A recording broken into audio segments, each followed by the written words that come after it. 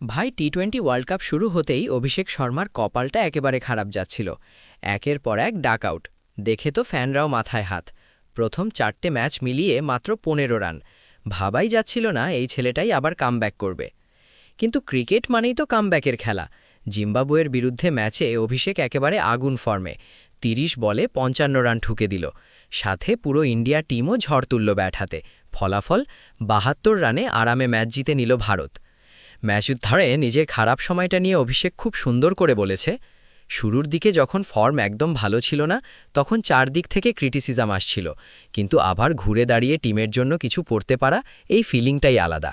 সবচেয়ে বড় কথা, ওই সময় আমি নিজের ওপর যতটা বিশ্বাস রাখিনি তার থেকেও বেশি বিশ্বাস রেখেছিল টিম।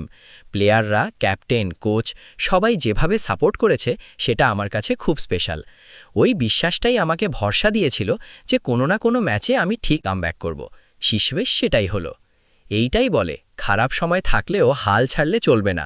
একদিন